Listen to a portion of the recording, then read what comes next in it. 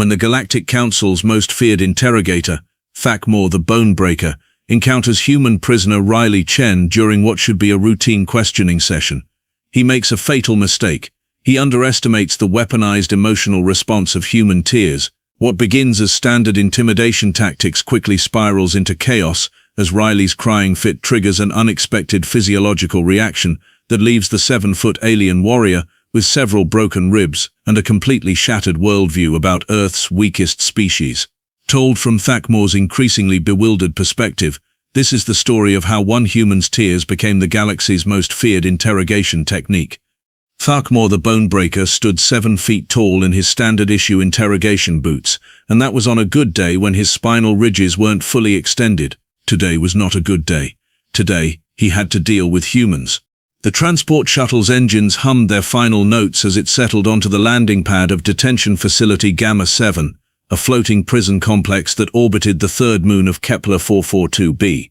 Thak'mor adjusted his ceremonial interrogation cloak, the one with the bloodstains that never quite washed out, because why would you want them to, and stepped onto the platform with the kind of swagger that had made 17 star systems collectively wet themselves at the mere mention of his name. "Sir," the facility's warden, a nervous Zentorian with twitching antennae, scurried forward like a beetle that had spotted a boot. "We are so honored by your presence. The prisoners have been prepared according to your specifications." Thak'mor grunted, which in his native tongue roughly translated to either "acknowledged" or "I will consume your liver," depending on the pitch. The warden chose to interpret it as the former, though his antennae suggested he wasn't entirely confident in that assessment. For 3 decades, Thak'mor had been the Galactic Council's go-to specialist for extracting information from the galaxy's most stubborn creatures. Silicate-based life forms that could survive in molten lava, child's play, energy beings that existed in 11 dimensions simultaneously, Tuesday afternoon work, hive mind species that shared consciousness across light years. He'd broken 7 of those before his morning protein supplement. The secret to his success wasn't just his imposing physical presence, though the chitinous exoskeleton, razor-sharp claws, and the unfortunate habit of accidentally crushing furniture certainly helped. No, Thak'mor's real talent lay in his ability to identify each species' psychological weak points and exploit them with surgical precision. Fear, pride, loyalty, greed. He collected emotional vulnerabilities like some beings collected stamps, except significantly more profitable and with better retirement benefits. "The humans arrived 3 cycles ago," the warden continued, consulting his data pad with shaking appendages, "captured during their attempted colonization of Proxima Centauri b. Typical expansion behavior for their species, nothing unusual." Nothing unusual. Thak'mor's mandibles clicked with what might have been amusement if he possessed the emotional range for such frivolity. Humans were notorious throughout the galaxy for being, well, embarrassingly fragile. They required specific atmospheric conditions, couldn't survive in temperatures that most civilized species considered pleasantly cool, and their emotional responses were so predictable that the Galactic Psychology Handbook had dedicated exactly 2 paragraphs to their behavioral patterns. Right between primitive tool usage and recommended containment procedures for species with delusions of grandeur. "How many specimens?" Thak'mor asked, his voice carrying the gravelly undertone that had made 3 different species evolve better, hearing just to detect his approach from greater distances. 7 individuals, sir. The leader appears to be a female designated Captain Sarah Martinez. Standard military hierarchy, though they seem unusually attached to something they call coffee. We've been unable to determine if this is a religious artifact or a biological dependency. Thak'mor filed this information away in the mental folder labeled Exploitable Weaknesses. Every species had them. The Regalians feared silence. The vegan traders crumbled at the thought of financial loss. The crystalline Arcturus collective could be reduced to gibbering wrecks simply by threatening to play their recorded conversations back to them at slightly incorrect frequencies. Humans, according to his briefing materials, were supposed to be even easier, soft-bodied, short-lived, prone to irrational emotional outbursts when separated from their social groups. The psychological profile suggested they could be broken with nothing more sophisticated than mild intimidation and perhaps a few threats to their primitive concept of personal space. The detention block's corridors were sterile and cold, designed to feel unwelcoming to any species with a functioning nervous system. Thak'mor's claws clicked against the metal flooring as he approached the interrogation chambers, each sound echoing like a countdown to someone's very bad day.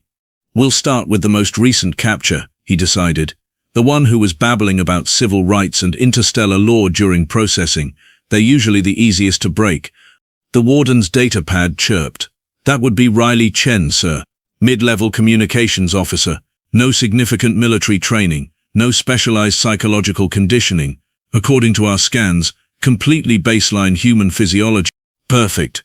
Thak'mor had dealt with thousands of baseline specimens over the years, and they all followed the same predictable pattern: initial defiance, desperate bargaining, psychological collapse, complete cooperation. He could usually complete the entire cycle in under an hour, leaving plenty of time for lunch and paperwork. The interrogation chamber's door slid open with a satisfying hiss, revealing a sterile room dominated by a single chair and an array of recording equipment that looked far more ominous than it actually was. Most of it was just for show because the real interrogation happened in the mind, where fear and uncertainty did all the heavy lifting. "Bring in the human," Thak'mor commanded, settling into his position behind the interrogation desk with practiced ease. "Let's get this over with. After all, how difficult could one crying human possibly be?" Riley Chen entered the interrogation chamber like a leaf being blown through a hurricane, which was to say, not by choice, with considerable reluctance, and making soft whimpering noises that suggested this was definitely not how they'd planned to spend their Tuesday. Thak'mor took one look at the human and had to suppress what his species called a satisfaction rumble, the sound a predator makes when it realizes dinner is going to be easier than expected. Riley stood maybe 5.5 feet tall, possessed the kind of pale complexion that suggested they'd spent most of their life indoors reading technical manuals, and had the general physical presence of someone who considered opening a stubborn jar of pickles to be moderate exercise. "Sit," Thak'mor commanded, gesturing toward the interrogation chair with one claw. The simple word carried enough menace to make the chamber's ventilation system seem suddenly inadequate. Riley sat. Actually, collapsed would be more accurate.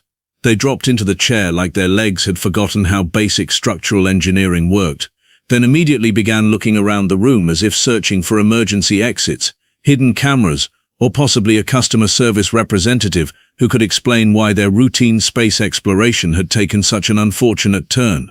"Riley Chen," Thak'mor began, consulting his datapad with theatrical slowness.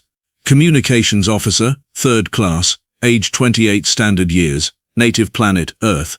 Captured during unauthorized territorial expansion into Galactic Council space." He looked up, fixing the human with the kind of stare that had made entire civilizations reconsider their foreign policy decisions. "Do you know who I am?" Riley's voice came out as a barely audible squeak. No, sir. I am Thak'mor the Bone-Breaker, Chief Interrogation Specialist for the Galactic Council's Department of Information Acquisition." He paused to let this sink in, watching Riley's face go through several interesting color changes. "I have extracted classified information from beings who could crush your entire planet without breaking a sweat. I have made warrior races weep just by walking into the room. I have turned the galaxy's most hardened criminals into cooperative witnesses using nothing more than creative conversation techniques." Riley nodded frantically, which caused their glasses to slip down their nose in a way that somehow made them look even more pathetic. That's very impressive, sir. Congratulations on your career achievements." Thak'mor blinked. In 3 decades of professional intimidation, no one had ever congratulated him on his resume during an interrogation. The sheer unexpectedness of it threw off his rhythm for approximately 0.3 seconds before his training kicked back in. "Your ship was conducting illegal surveys of Proxima Centauri B," he continued, leaning forward until his shadow fell across Riley's face. "The Galactic Council wants to know the extent of humanity's expansion plans. You're going to tell me everything about Earth's colonial ambitions, military capabilities, and strategic resources." "Oh," Riley said, blinking rapidly. "Actually, sir, I think there might be some confusion here.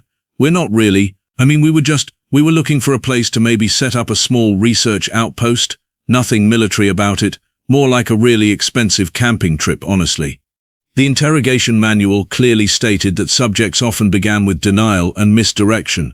Thak'mor had expected this. What he hadn't expected was for the denial to sound so genuinely confused, as if Riley was trying to help him understand where he might have gotten the wrong impression about humanity's terrifying galactic conquest plans. "Your species has been flagged as expansionist aggressors," Thak'mor said, his voice dropping to the register that made most beings' survival instincts start filing formal complaints with their central nervous systems. You will provide detailed information about Earth's military installations, weapon technologies, and strategic alliances, or you will face consequences that will make your worst nightmares seem like pleasant daydreams. Riley's eyes began to look suspiciously shiny. Sir, I really think there's been a mistake. I work in communications. I calibrate radio equipment and file reports about signal strength. I don't know anything about military stuff. I can barely operate the coffee machine in our break room without supervision. Coffee machine, Thak'mor repeated, making a note. Clearly some kind of weapons system. And your commanding officers never discussed invasion strategies in your presence? Invasion. Riley's voice cracked like an adolescent trying to ask someone to prom. Sir, Captain Martinez spent most of our mission briefings complaining about how the recycling system keeps jamming and whether we remembered to pack enough toilet paper for the journey.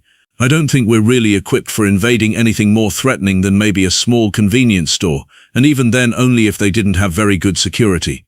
Thak'mor stood up to his full height, letting his spinal ridges extend to their most intimidating configuration. The move had never failed to produce immediate compliance. Let me make something clear, human. I have broken beings 3 times your size without even trying. I have reduced proud warriors to babbling infants with a few carefully chosen words. Your pathetic species' reputation for emotional weakness precedes you, and I promise you that your cooperation is not optional. Riley's lower lip began to tremble, actually tremble, like a small earthquake had decided to relocate to their face. I'm going to ask you one more time, Thak'mor said, leaning across the desk until he was close enough to see his reflection in Riley's glasses. And I want you to think very carefully about your answer, because I guarantee you won't like what happens if you continue to waste my time with these ridiculous lies about toilet paper and coffee machines. Riley's eyes were definitely watering now, and their breathing had become shallow and rapid. What are you gonna do? Thak'mor asked with the kind of contemptuous sneer that had made entire star systems surrender preemptively. Cry. Riley looked at him for a long moment, their expressions cycling through confusion, fear, and something that might have been embarrassment. Then, with all the dignity of someone whose day had officially become far worse than they'd ever imagined possible, Chen began to cry. And Thak'mor the Bone-Breaker made the first major miscalculation of his distinguished career. He assumed this was a normal thing. For the first 30 seconds, Thak'mor felt the familiar surge of professional satisfaction that came with breaking a subject's psychological defenses. Riley's tears were flowing with the kind of regularity that suggested complete emotional collapse, exactly what the interrogation manual predicted would happen when confronting humans with superior force. There we go, Thak'mor said, settling back in his chair with the smug confidence of someone who had just proven that his 3 decades of experience weren't going anywhere. Much better. Now, once you've finished with this little emotional display, we can discuss your planet's military capabilities like civilized beings. Riley continued to cry, and cry, and cry some more. At the 45-second mark, Thak'mor began to feel the first whisper of concern. Most species, when subjected to his intimidation techniques, moved quickly through the tears phase and into the bargaining phase. Riley, however, seemed to be settling in for an extended stay in emotional breakdown territory, with no apparent interest in moving along to more productive activities, like confession or cooperation. That's quite enough, Thak'mor said, his mandibles clicking with what might have been irritation. I understand you're upset, but we really do need to focus on the matter at hand. Riley's crying intensified. What had started as a gentle trickle of tears had evolved into something that sounded like a malfunctioning atmospheric processing unit during a particularly violent storm. The sobbing had developed harmonic frequencies that Thak'mor was fairly certain weren't supposed to exist in nature. By the 2-minute mark, something was definitely wrong. Riley's face had turned an alarming shade of red that suggested their circulatory system was operating under conditions it hadn't been designed for. Their breathing had become erratic in ways that seemed to violate several basic principles of respiratory biology. Most concerning of all, the pitch of their crying had begun to shift into ranges that were making Thak'mor's auditory organs ache. Stop that, Thak'mor commanded, but his voice lacked its usual authority. Something about the sound Riley was making interfered with his ability to project intimidation. It was like trying to appear menacing while someone played a recording of a dying star through a broken speaker system. Riley's sobs escalated again, reaching what Thak'mor's enhanced hearing identified as approximately 847 decibels, a volume level that should have been physically impossible for a creature with Riley's lung capacity. The crying had also developed a strange rhythmic quality, like the sound of waves crashing against a shore made entirely of misery and poor life choices. At the 3-minute mark, the interrogation chamber began to vibrate. It started as a subtle tremor in the floor, the kind of thing that could be easily dismissed as a minor structural issue or perhaps a passing transport shuttle. But as Riley's emotional output continued to increase, the vibrations grew stronger, more insistent, as if the room itself was being subjected to some kind of exotic resonance frequency. "What are you doing?" Thak'mor demanded, but his voice was barely audible over the sound of Riley's ongoing breakdown. The human's tears had evolved beyond mere crying and into something that resembled the mating call of a particularly distressed black hole. Riley didn't respond, mostly because they appeared to be physically incapable of stopping whatever process they had initiated. Their face had progressed beyond red and into colors that Thak'mor's universal translator couldn't find appropriate names for. Their entire body was shaking with sobs that seemed to originate from somewhere deep in the Earth's core, assuming Earth had a core made entirely of concentrated sadness. The chamber's walls were definitely vibrating now, creating a low harmonic hum that made Thak'mor's teeth ache. The interrogation table began to slide across the floor in small increments, as if it was trying to politely excuse itself from whatever was happening to the local laws of physics. At the 4-minute mark, Riley's crying achieved something that Thak'mor would later describe to investigators as auditory impossibility made manifest. The sound had transcended normal acoustic parameters and entered territory that seemed to affect reality on a molecular level. The air in the room felt thicker, as if Riley's tears were somehow increasing the local density of space-time. "Security," Thak'mor said into his communication device, but the words came out as a strangled whisper. I need someone to..." He couldn't finish the sentence because he wasn't entirely sure what he needed someone to do. The standard protocols for dealing with uncooperative subjects didn't include a section on what to do when crying becomes a localized natural disaster. Riley's sobs had developed what could only be described as structural integrity. The sound waves were visible now, rippling through the air like heat distortions, creating small vortexes that made the chamber's holographic displays flicker and dance. One particularly intense sob caused the ceiling lights to strobe in a pattern that spelled out what appeared to be help in 17 different alien languages. The door to the interrogation chamber slid open, and Warden Kestok stumbled in, his antennae twitching frantically. "Sir, what's happening in here? The entire facility is registering seismic activity, and our psychic sensors are detecting emotional distress levels that are off the scale." Thak'mor tried to explain, but Riley chose that moment to transition into what could only be called industrial strength weeping. The sound hit both aliens like a physical force, causing Kestok to stagger backward, and Thak'mor to grab onto his chair for stability. "Make it stop," Kestok shouted over the noise, though his words were barely audible over Riley's ongoing emotional earthquake. "Whatever you did to the human, undo it." "I didn't do anything," Thak'mor shouted back, though he was beginning to question whether that was entirely accurate. Had he somehow triggered some kind of human defense mechanism? Was this crying thing actually a weapon? Riley's tears were now flowing with enough volume to suggest they had access to some kind of extra-dimensional reservoir of sadness. The puddle around their chair was expanding at a rate that defied conservation of mass, and the salt content was apparently high enough to corrode the chamber's metal flooring. At the 6-minute mark, the facility's emergency alarms began to sound. "Attention all personnel," came the announcement over the intercom system, though the speaker's voice was shaking with what sounded suspiciously like panic. "We are experiencing a Code 7 emotional hazard event in Interrogation Chamber 3. All non-essential staff should evacuate to minimum safe distance. This is not a drill. Repeat, this is not a drill." Thak'mor stared at Riley in growing horror as he realized that 30 years of interrogation experience had not prepared him for whatever was happening here. The human's crying had transcended mere emotional expression and had become something approaching a force of nature. And they showed absolutely no signs of stopping anytime soon. In fact, if anything, they seemed to be building towards something even worse. At the 7-minute mark, Riley's crying achieved what Thak'mor's species would later classify as impossible according to known laws of physics, biology, and common sense. The tears had stopped being merely liquid and had begun to exhibit properties that suggested they were operating under their own set of thermodynamic principles. "Sir," Warden Kestok shouted over the escalating acoustic assault, "our medical scanners are detecting massive physiological changes in the human. Heart rate is approaching hummingbird levels. Brain activity is spiking beyond our measurement capabilities, and their cellular structure appears to be rearranging itself." Thak'mor couldn't respond because he was too busy trying to process what he was seeing. Riley's sobbing had developed a visual component that made his eyes water, not from emotion, but from the sheer impossibility of what was occurring in front of him. The human's tears were now glowing with a soft blue light that pulsed in rhythm with their heartbeat, creating patterns in the air that looked suspiciously like mathematical equations written in pure sorrow. "That's not normal," Thak'mor observed, which was possibly the understatement of his career. "Humans don't, they're not supposed to."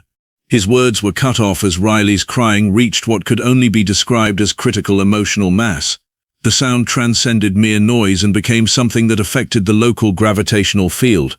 Small objects around the room began to orbit Riley's chair in lazy circles, as if the human had become a tiny planet made entirely of concentrated distress. "Warning," announced the facility's computer system in the kind of calm, professional tone that suggested it was one software update away from requesting a transfer to a nice, quiet accounting firm. "Detecting unprecedented psychic energy output from Interrogation Chamber 3. Emotional resonance levels are approaching theoretical maximums. Please consider evacuation." That's when Riley's physical transformation began. It started subtly, a slight expansion around the shoulders, a barely perceptible deepening of their chest cavity. But as their crying continued to intensify, the changes became impossible to ignore. Riley's muscles were growing, not with the slow progression of normal exercise, but with the rapid expansion of someone inflating a balloon shaped like a bodybuilder.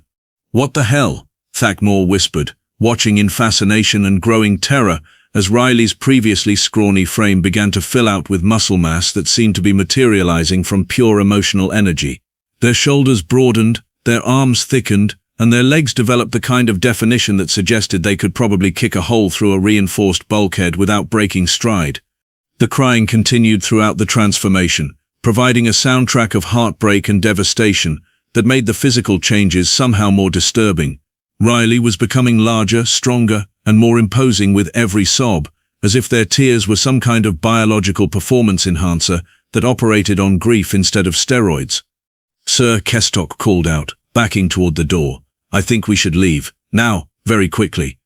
Thak'mor wanted to agree but found himself frozen in place by a combination of professional curiosity and the growing realization that he might have stumbled into something far beyond his understanding. Riley was now roughly the same size as Thak'mor himself, and still growing. Their tear-stained face had developed the kind of determined expression that suggested they were no longer just sad. They were sad and motivated to do something about it. "I'm sorry," Riley said suddenly, their voice now carrying the resonant quality of someone who had recently acquired enough lung capacity to project across a stadium.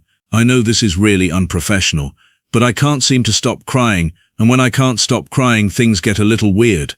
"A little weird?" Thak'mor repeated, his voice cracking slightly as Riley stood up from the interrogation chair.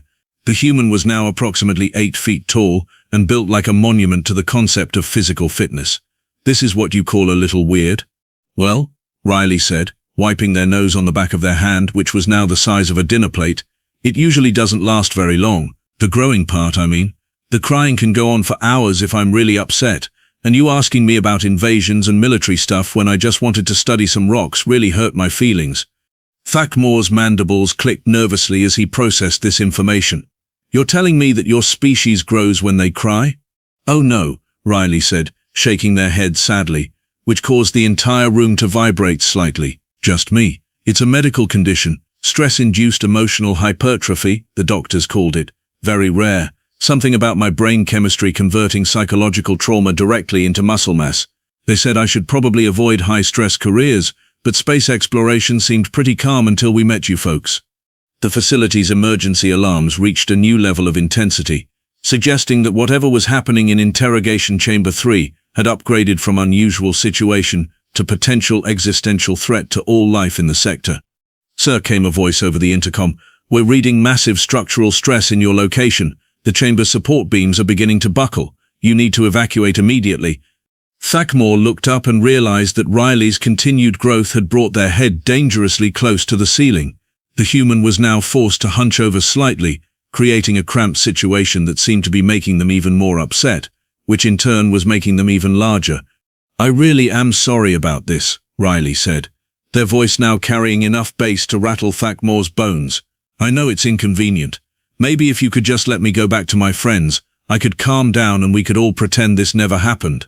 "Absolutely," Thak'mor said quickly, because arguing with a 10-foot-tall human who was still crying seemed like the kind of career decision that ended with early retirement due to being used as a stress ball. "No problem at all. Consider yourself released. Have a wonderful day." Riley smiled through their tears, which was somehow more terrifying than anything else that had happened so far. "Thank you. You're very understanding." They took a step toward the door, and that's when everything went catastrophically wrong. Riley's foot, which was now roughly the size of a small spacecraft, came down on a section of flooring that had been weakened by the continuous vibrations. The metal buckled, creating a sound like a giant tuning fork being hit with a sledgehammer. The impact sent a shockwave through the chamber that rattled every piece of equipment, caused the lights to flicker ominously, and launched Thak'mor approximately 3 feet into the air. He came down hard, landing awkwardly on his side with enough force to crack 2 of his ribs and remind him why his species had evolved such thick exoskeletons in the first place. The pain was immediate and surprisingly educational. He learned several new curse words in his native language that he hadn't known existed. "Oh no," Riley exclaimed, their voice now loud enough to cause minor hearing damage. "Are you okay? I'm so sorry. I'm still getting used to the whole being huge thing." Thak'mor tried to respond, but breathing had become a challenging exercise that required more concentration than he was comfortable admitting. Through the haze of pain and professional embarrassment, he watched as Riley continued to grow, approaching the chamber's ceiling with the inevitability of a very sad, very large natural disaster. The emergency protocols had been activated, alarms were blaring, his ribs were broken, and Chen was still crying. Thak'mor the Bone-Breaker lay on a medical gurney in the facility's emergency treatment center, staring at the ceiling while a robotic medical unit cheerfully informed him that he had suffered 2 cracked ribs, a bruised ego, and what the diagnostic scanner diplomatically termed significant psychological trauma consistent with having one's worldview catastrophically demolished. "The ribs will heal in 6 to 8 standard cycles," announced Dr. Velkhtar, the facility's chief medical officer, a spindly Arcturus collective member whose crystalline structure occasionally chimed with what sounded suspiciously like suppressed laughter. "The ego damage may take considerably longer." "I don't want to hear it," Thak'mor growled, though the growl was significantly less intimidating than usual due to the pain medication and the fact that everyone in the medical bay had heard about his encounter with the crying human. "Just fix the ribs and let me get back to work." "Work?" Dr. Velkhtar's form shimmered with amusement. "My dear Thak'mor, I think your interrogation days might be behind you. The entire facility is still talking about how you were defeated by a human having an emotional breakdown." Through the medical bay's transparent walls, Thak'mor could see groups of alien staff members clustered around data pads, clearly reviewing security footage of his humiliation.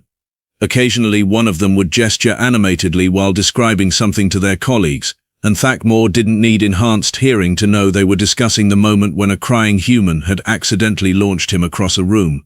"It wasn't a normal cry," Thak'mor protested, which immediately made him realize how pathetic that sounded.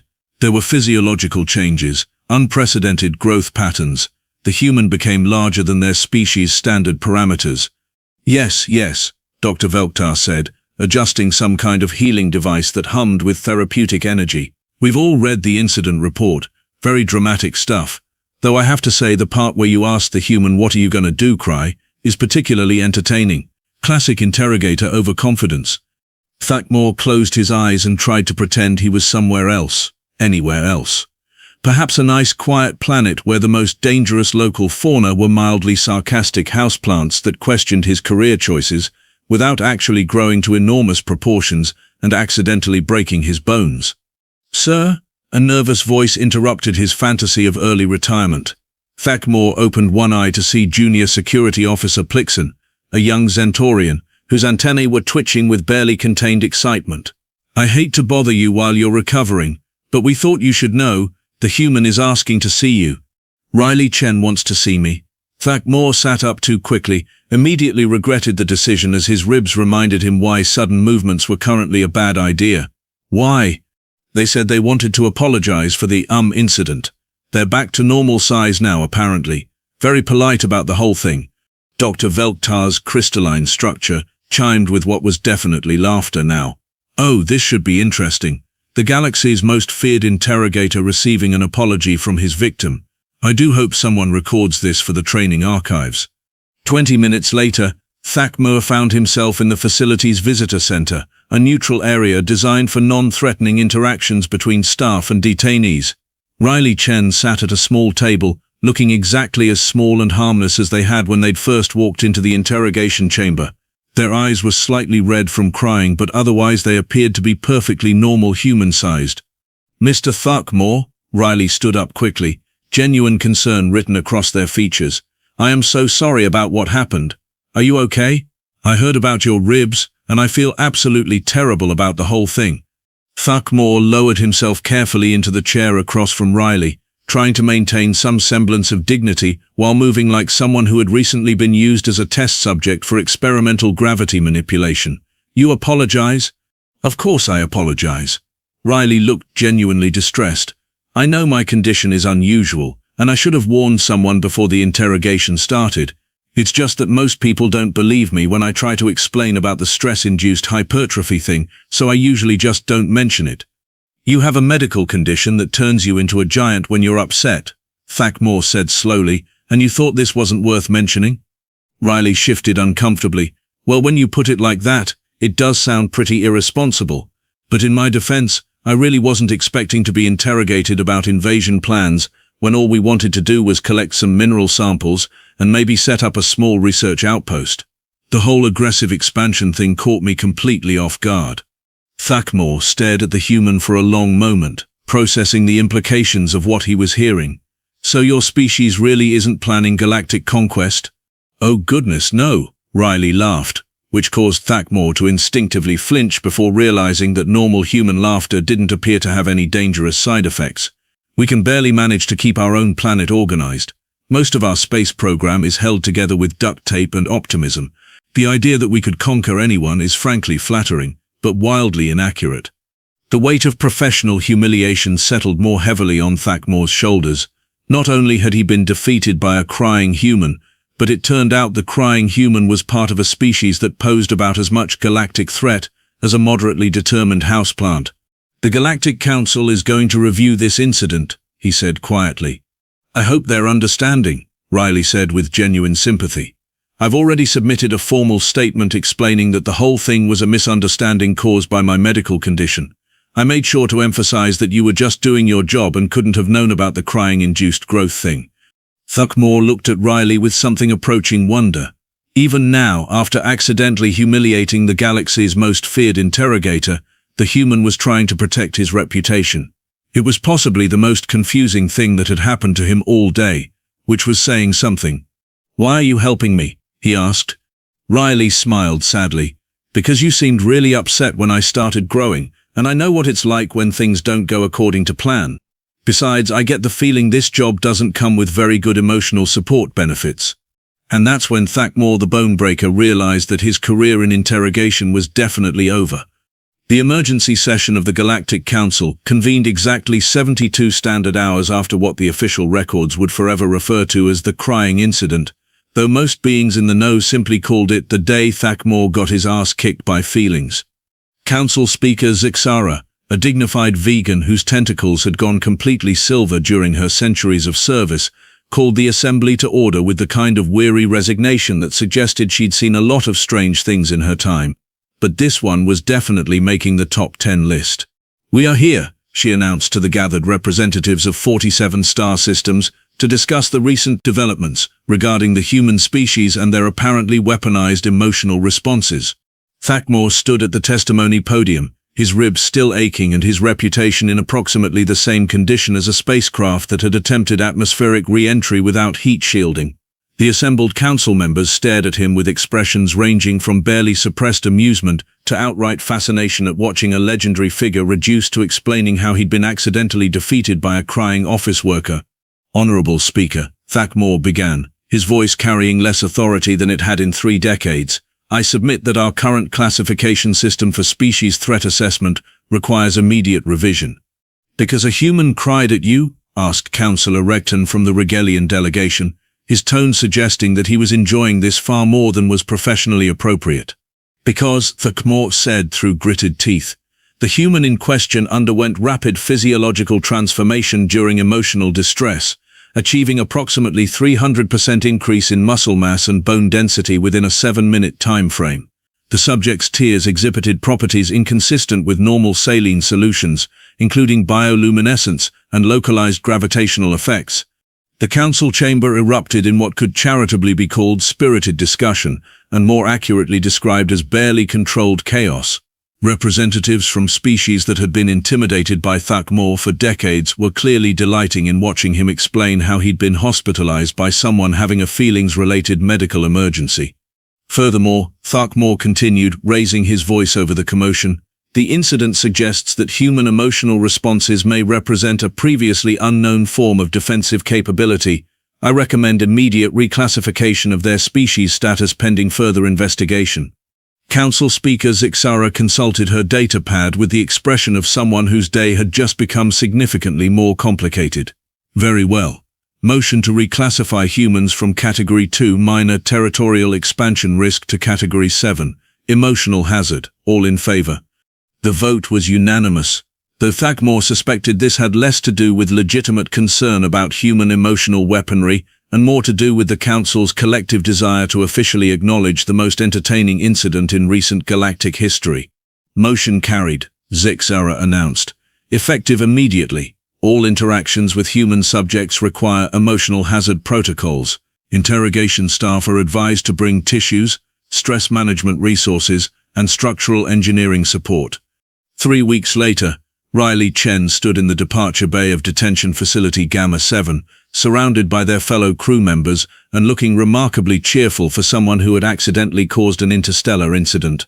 Captain Martinez was busy signing release documents while muttering about how their routine mineral survey had somehow resulted in humanity being classified as an emotional hazard to galactic security. "I really am sorry about everything," Riley said to Thak'mor, who had come to see them off partly out of professional courtesy and partly because he was genuinely curious about how someone could accidentally revolutionize galactic threat assessment protocols while trying to apologize for crying. "It's not your fault," Thak'mor replied, and was surprised to discover he actually meant it. "I should have been more sensitive to cultural differences in emotional expression." Riley beamed at him with the kind of genuine warmth that made Thak'mor understand why his species had historically avoided dealing with humans. They were unnervingly nice in ways that made it difficult to maintain proper professional intimidation. "What will you do now?" Riley asked. Thak'mor considered the question. His interrogation career was definitely over, but Dr. Veltar had mentioned that the facility's counseling department was looking for someone with experience in psychological assessment.